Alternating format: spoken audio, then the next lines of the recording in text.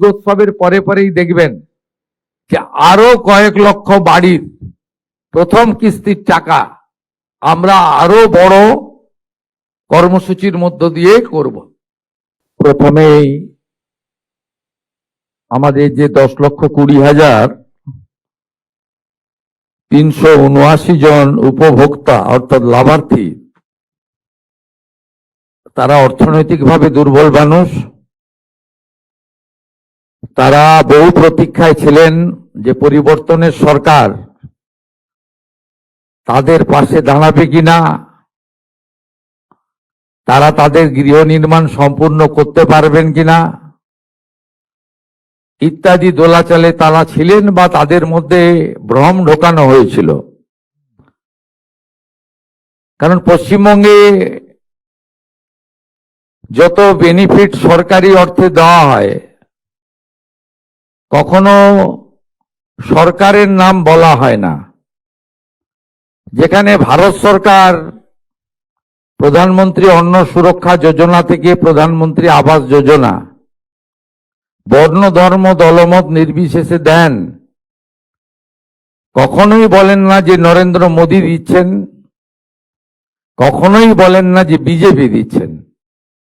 কিন্তু পশ্চিমবঙ্গে আমরা দেখে এসেছি যা হয়েছে, কখনো বলা হয়েছে এটা মমতা ব্যানার্জি দিয়েছেন, এটা তৃণমূল কংগ্রেস দিয়েছে, এটা তো দিদি করে গেছেন, এটা তো পিসির স্কিম। তাই অনেক ভ্রম আপনাদের মধ্যে ছিল যে কমপ্লিট করতে পারবো কিনা। কিন্তু আমাদের সরকার, এনডিএ বিজেপি সরকার 21টা রাজ্যে এবং দেশে যেভাবে চলে আমরা সেইভাবে চলি, আমরা আলাদাভাবে চলি না। তাই আজকে 10,20,379 জন লাভার্থী তাদের গৃহ নির্মাণের যে দ্বিতীয় কিস্তি অর্থাৎ ফাইনাল কিস্তির টাকা 60,000 করে পেলেন, যার সম্পূর্ণ করলে 6,000 কোটি টাকার বেশি হয়। এটা প্রদানের মধ্য দিয়ে প্রমাণ হয়েছে যে নরেন্দ্র মোদীজির যে সংকল্প বিকাশ, উন্নয়ন এবং বিকশিত ভারত তখনই সম্পন্ন হবে যখন বিকশিত পশ্চিমবঙ্গ হবে। সেটা আমরা একটা ধাপ এগিয়ে গেলাম। আমি পুরো কৃতিত্ব দেব আমাদের মন্ত্রিসভার অত্যন্ত গুরুত্বপূর্ণ সদস্য, পঞ্চায়েত গ্রামোন্নয়ন এবং এগ্রি মার্কেটিং দপ্তরের পূর্ণ মন্ত্রী, এই রাজ্যের প্রতিষ্ঠিত নেতা সম্মানীয় দিলীপ ঘোষ মহোদয়কে। তার কার্যকালের 3 মাসের মধ্যে তিনি এই চলমান কর্মসূচির তদন্ত করিয়েছেন। কারণ আমাদের নীতি ছিল যে সঠিক উপভোক্তা চিহ্নিত করেই টাকাটা দেব, অবৈধ লোকের হাতে টাকা দেব না, অভারতীয় অনুপ্রবেশকারীদেরকে টাকা দেব না। দিলীপ দা তার বক্তব্যে বলেছেন 12,500 অবৈধ লোক ধরা পড়েছে, 27,000 এমন লোক পাওয়া গেছে, 57,000 যারা ভোটার তালিকা থেকে ভারতীয় নয় বলে নাম বাদ গেছে। তাই তাকে ধন্যবাদ দেব, তার পূর্ণ টিমকে ধন্যবাদ দেব। রাষ্ট্রমন্ত্রী তরুণ শিক্ষক শান্তনু প্রামাণিক রয়েছেন, সম্মানীয় খাদ্য সমবায় দপ্তরের পূর্ণমন্ত্রী সাথী অশোক কীর্তনিয়া রয়েছেন, আমাদের মুখ্য সচিব যিনি আমরা তো কেবল সিদ্ধান্ত করি, কার্যকর উনি এবং উনার টিম করেন, মনোজ আগরওয়াল। অর্থ সচিবকে ধন্যবাদ দেব, এসিএস প্রভাত মিশ্র। 5 লক্ষ সামথিং দেওয়ার কথা ছিল, আমি এবং দিলীপ দা অনুরোধ করলাম যে 10,20,000 ভেরিফিকেশন কমপ্লিট আপনি দিয়ে দিন। উনি একদিনের মধ্যে সিদ্ধান্ত নিয়ে বললেন যে না ঠিক আছে দেওয়া যেতে পারে। তাকে বিশেষ ধন্যবাদ। Adviser to CM senior IAS doctor Subrata Gupta আছেন এবং আমাদের পঞ্চায়েত সচিব ডক্টর উলগানাথনজি রয়েছেন, যিনি বিগত দিনে আমার সঙ্গে হলদিয়া উন্নয়ন পর্ষদে কাজ করেছেন। তাকেও ধন্যবাদ, তার পুরো টিমকে ধন্যবাদ, সমস্ত উপভোক্তাকে, প্রেস মিডিয়ার বন্ধুদের ধন্যবাদ। আপনাদেরকে আমি শুধু বলবো যে এই আজকে সিমেন্ট, স্টিল, বালি ইত্যাদির যে দাম, এক্ষেত্রে আপনাদের বাড়ি সম্পূর্ণ করতে গেলে আরো নিজেদেরকে কিছু অর্থ হয়তো লাগাতে হবে, কিন্তু আমাদের মাননীয় প্রধানমন্ত্রী একটা সুযোগ করে দিয়েছেন, বিকশিত ভারত জি রামজি। এখানে এই কাজ ইতিমধ্যে শুরু হয়েছে এবং আপনারা এই ক্ষেত্রে কিছু ম্যান্ডেজ, কিছু ম্যান পাওয়ার বিকশিত ভারত জি রামজির মধ্যে থেকেও পেতে পারেন অ্যাডিশনালি। এবং এই বাড়িগুলো সম্পূর্ণ হলে একটি করে স্বচ্ছ ভারত মিশনের অন্তর্গত শৌচালয় 12,000 টাকা করে আপনারা প্রত্যেকে পাবেন সম্পূর্ণ হয়ে গেলে, এটা আপনাদের অতিরিক্ত পাওনা। তার সাথে আপনি যদি চান ইলেকট্রিকের বিল আপনার দিতে আপনার অর্থনৈতিক অসুবিধা হচ্ছে, আপনি প্রধানমন্ত্রী সূর্য ঘরেও যুক্ত হয়ে যেতে পারেন। অর্থাৎ আপনি সোলার প্যানেল পাবেন 100 ইউনিটে 30,000 টাকা সাবসিডি, 200 ইউনিটে 60,000 টাকা সাবসিডি, 300 ইউনিটে 78,000 টাকা সাবসিডি ফ্রম সেন্ট্রাল গভর্নমেন্ট। আর যদি SC/ST পরিবার হন, পশ্চিমবঙ্গ সরকার নিজস্ব অর্থ থেকে আরো 15,000 টাকা আপনাকে অতিরিক্ত সাহায্য করবে তফসিলি জাতি এবং উপজাতিদের, যাদেরকে আমরা ভগবানের চোখে দেখি। অতিরিক্ত 15,000 টাকা তাদেরকে আমরা দেব। অর্থাৎ প্রধানমন্ত্রী সূর্য ঘরও আপনি লাগাতে পারেন। এই সুযোগগুলো কাজে লাগিয়ে বাড়িগুলোকে সুন্দরভাবে নির্মাণ করুন। আর আমরা মন্ত্রিসভা বসে ঠিক করেছি যে পশ্চিমবঙ্গ নামটার ব্যাপক একটা ঐতিহ্য লুকিয়ে রয়েছে। কারণ বিভীষিকাময় দেশভাগ যেদিন হয়েছিল 1947-এ, সেদিন আমাদেরকে পাকিস্তানে নিয়ে যাওয়ার চক্রান্ত হয়েছিল, পূর্ব পাকিস্তানে। সেদিন ডক্টর শ্যামাপ্রসাদ মুখার্জির নেতৃত্বে পূর্ব পাকিস্তান দ্বিখণ্ডিত হয় পশ্চিমবঙ্গ আইনসভায় 58-21 ভোটে, এবং তার ফলেই পশ্চিমবঙ্গ সৃষ্টি হয়েছে। তাই আমরা যে বিচারধারায় সরকার চালাই, এবং এটা কঠিন বাস্তব যে পশ্চিমবঙ্গ নাম, আমরা পশ্চিম নামটা কোনোদিন মুছে দিতে পারি না।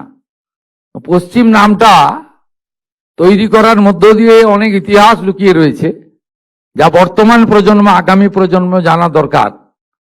তাই আমরা বাংলার বাড়ির নাম পরিবর্তন করে মন্ত্রিসভা সিদ্ধান্ত নিয়েছি, এটি পশ্চিমবঙ্গ আবাস নামে পরিচিত হবে।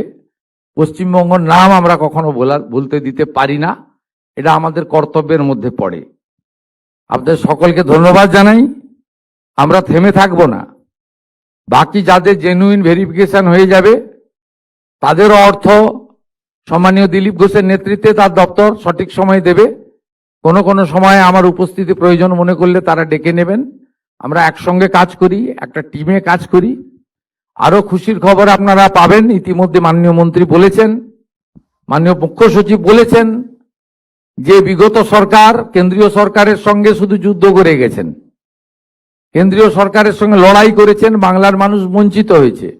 যদিও মাননীয় প্রধানমন্ত্রী নরেন্দ্র মোদীজি রাজনীতির মধ্যে থাকেন না, তিনি উন্নয়নের মধ্যে থাকেন। 2004 থেকে 14 তদানীন্তন ভারত সরকারের আমলে 25,000 টাকা ছিল। স্কিমের নাম ছিল ইন্দিরা আবাস যোজনা, IAY। মাত্র 25,000 টাকার বাড়ি হতো, তাও একটা গ্রাম পঞ্চায়েতের ভাগে 3টে করে বাড়ি আসতো। মানে এত অল্প বরাদ্দ ছিল। এবং 4 থেকে 14 পশ্চিমবঙ্গ কত টাকা পেয়েছে? 4,664 কোটি টাকা। 2014 সাল থেকে চুরি দুর্নীতি ধরা পড়ার আগে পর্যন্ত 2022 সালের 31 মার্চ পর্যন্ত টাকা পেয়েছে পশ্চিমবঙ্গ সরকার আবাসে। এই অ্যামাউন্ট হলো 30,000 কোটি টাকা।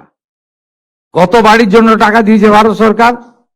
40 লক্ষ ইউনিটের জন্য টাকা দিয়েছে। না, আমরা চোখে দেখতে পাই না।